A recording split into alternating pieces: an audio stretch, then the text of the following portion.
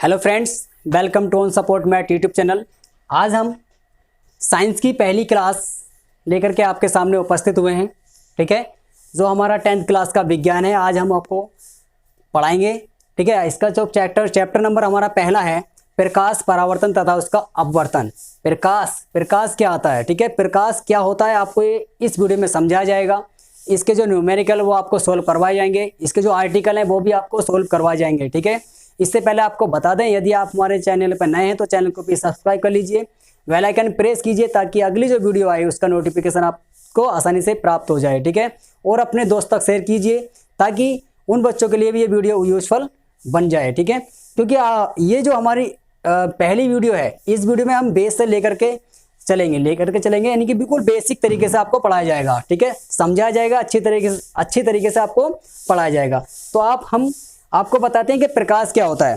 ठीक है, प्रकाश होता है संसार में, यानी कि जब हम संसार में जितनी भी चीजें देखते हैं यानी कि वो प्रकाश के जरिए ही देखते हैं।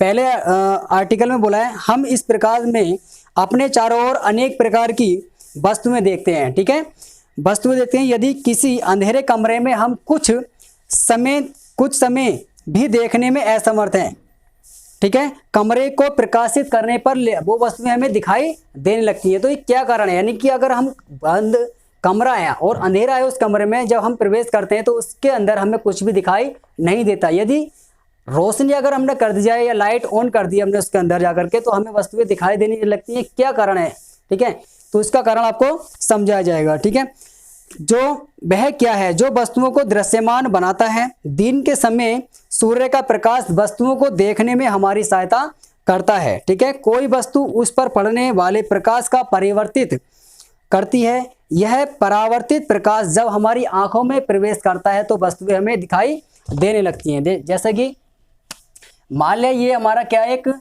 टेबल रखा हुआ है। ठीक है, ये क्या है, एक टेबल रखा हुआ है और इस वाले टेबल पे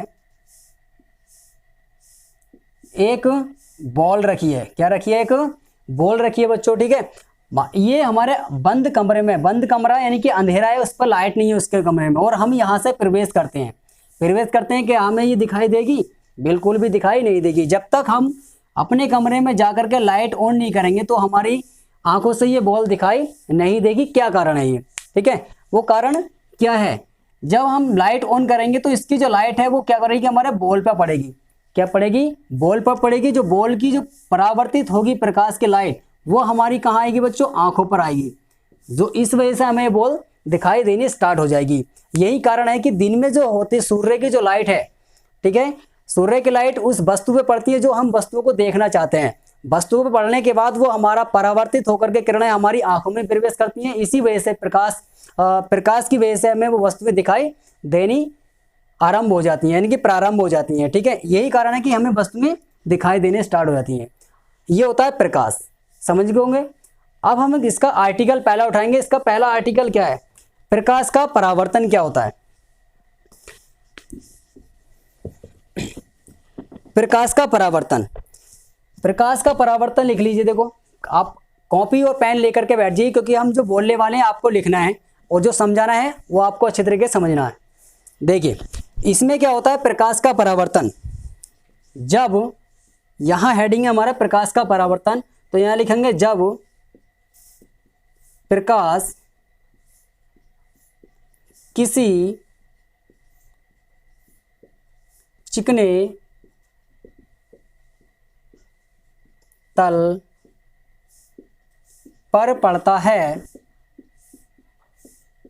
तो उसका अधिकांश भाग परावर्तित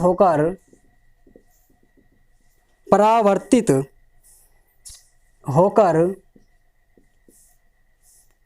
उसी माध्यम में वापस लौट आता है। ये होता है हमारा प्रकाश का परावर्तन। अब इसको हम किस तरह से आपको समझाएंगे। माला ये हमारा क्या है, एक चिकना तल है। ये क्या है, चिकना तल है। शीशा मान सकते हैं या कोई भी प्लेट मान सकते हैं, चिकनी होनी चाहिए, या फर्श मान सकते हैं। यहाँ पे इस तरह से मैंने इसको सेट कर दिया। ध्यान से समझना बच्चों, ठीक है। ये हमारी पहली वीडियो है, आपको ध्यान से समझना है, अच्छी तरीके से समझना है। ये मैंने क्या मान लिया, इसका आधार मान लिया, यानी कि ए है, और इसको क्या मान लिया, बी मान लिया। इसके नाम दे दिए, जो इसके सिरे हैं वो ए एक है और बी दूसरा है। अब यहाँ से हमारी कोई लाइट पड़ती है, यहाँ से क्या है हमारा सूर्य समझ लो या कोई भी लाइट का स्रोत समझ लो, ठीक है। यहाँ से जब लाइट पड़ेगी तो ये चिकने तल पर इस तरह से पड़ेगी। जब ये इस तरह से पड़ेगी लाइट, तो ये आप बताइए क्या इसके अंदर निकल कर जाएगी, कहाँ जाएगी, या वापस इसी रास्ते से चली जाएगी? नहीं, क्या होगी, परावर्तित हो जाएगी। यानी कि जैसे ये लाइन पड़ रही थी वैसा ही ये इस तरह से निकल जाएगी, ठीक है।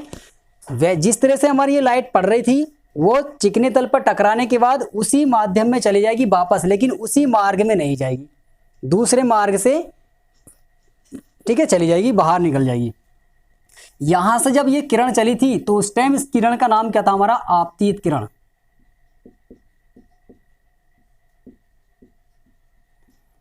क्या था हमारा इसका किरण का नाम, आपतित किरण था। और दूसरी जो किरण है जो परावर्तन के पश्चात बनी है, यानी कि जो परावर्तन, पहले किरण थी हमारी आपतित जो हमें प्रतीत हो रही है आती हुई, ठीक है, वो हमारे चिकने तल पर पड़ने के बाद उसी माध्यम में वापस चली गई, तो इसका नाम तो चेंज हो जाएगा, यानी कि इसका मतलब हो जाएगा परावर्तित किरण।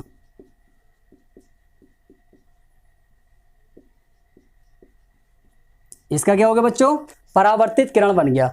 अब इसका क्या होता है, यहां पे जो आपस में मिल रहा है यहां से, ये इसको मानते हैं हम लंब, अभिलंब कहते हैं इसको, ठीक है। ये मैंने मान लिया एम और ये इसका दे दिया नाम मैंने ओ। अब यहां से आपको दिखाई दे रहा है ये एक एंगल बना और ये दूसरा एंगल बना, तो इन एंगलों में भी कुछ ना कुछ तो संबंध जरूर होगा, वैसे तो ये एंगल नहीं बने, ठीक है। अब हमने क्या करा, ये वाला जो एंगल है उसका मान लिया आई और इस वाले एंगल को मान लिया मैंने आर। अब इसका नाम क्या होगा, इस वाले एंगल का नाम क्या होगा और इस वाले एंगल का नाम क्या होगा, नाम भी जरूर होगा। तो ये जो एंगल बना है हमारा आई, इसे कहते हैं आपतन कोण, इसे कहते हैं बच्चों आपतन कोण। जो हमारा आर है वो जो एंगल बना है उसे कहते हैं परावर्तित कोण, परावर्तन कोण, परावर्तन कोण। एक तो बना हमारा आपतित किरण के साथ और अभिलंब, एक अभिलंब और आपतित किरण के साथ जो एंगल बना है वो बना है हमारा आपतन कोण, और जो परावर्तित किरण और अभिलंब के साथ जो बना एंगल है वो बना है हमारा परावर्तन कोण। अब इनमें क्या संबंध है, ठीक है, वो निकालना है। एक परावर्तन नियम का एक नियम होता है, देखो इसके दो नियम होते हैं। कितने नियम होते हैं बच्चों, इसके दो नियम होते हैं। पहला नियम ये होता है कि आप चित्र देखिए, यहाँ पे ये आपको दिखाई दे रही परावर्तित किरण, यानी कि आपतित किरण और परावर्तित किरण और अविलंब तीनों एक ही बिंदु पर स्थित है, यानी कि एक ही बिंदु को टच कर रहे हैं, एक ही बिंदु से होकर के जा रहे हैं। तो इसका पहला रूल क्या कहता है, आपतित किरण और परावर्तित किरण और अविलंब तीनों एक ही तल में स्थित होते हैं। तो पहला नंबर हमारा याद हो गया। अब दूसरा क्या कहता है, दूसरा चित्र में देखिए, क्या दूसरा संबंध आपको दिखाई दे रहा है। दूसरा संबंध ये कहता है कि आपतन यानी कि परावर्तन, प्रकाश का जो परावर्तन है, दूसरा नियम ये होता है इसका, आपतन कोण और परावर्तन कोण आपस में दोनों इक्वल होते हैं, यानी कि दोनों आपस में क्या होते हैं, बराबर होते हैं। चित्र में देख लीजिए, आपतन कोण बराबर है परावर्तन कोण, यानी कि कोण आई बराबर है कोण आर के, ठीक है। इस तरह से हम लिख सकते हैं। यहां लिखेंगे प्रकाश के परावर्तन के दो नियम होते हैं।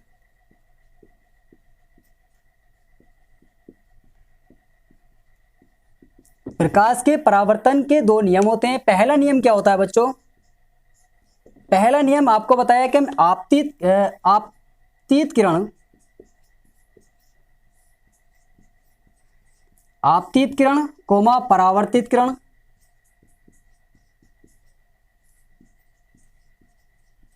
परावर्तित किरण और तीसरा क्या है, अविलंब। दूसरा क्या है हमारा, अविलंब। तीनों एक ही तल में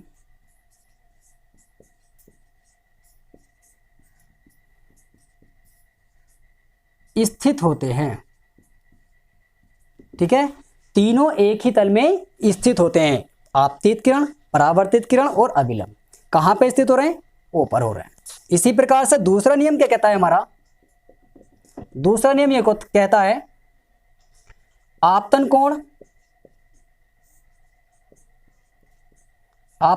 और परावर्तन कोण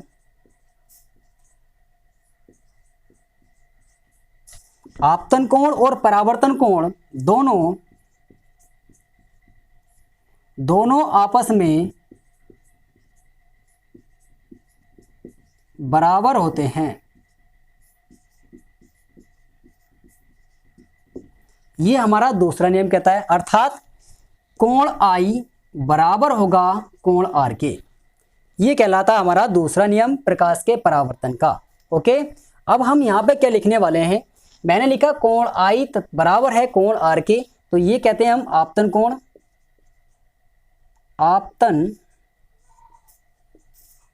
आपतन कोण बराबर है परावर्तन कोण,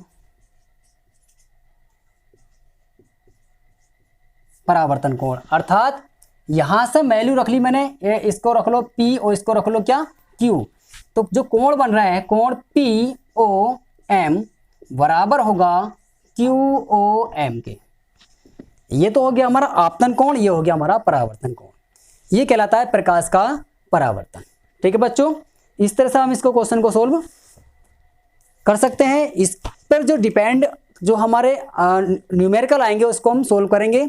ये वाली वैल्यू यानी कि आपतन कोण परावर्तन कोण का जो फार्मूला है उसको हम आपको न्यूमेरिकल में यूज किस तरह से करना है अच्छी तरीके से आपको बताया जाएगा। ठीक है, आशा करते हैं ये आर्टिकल आपको समझ में आ गया होगा। इस तरह का अक्सर एग्जाम में पूछा जाता है, बहुत ही इंपॉर्टेंट आर्टिकल है ये।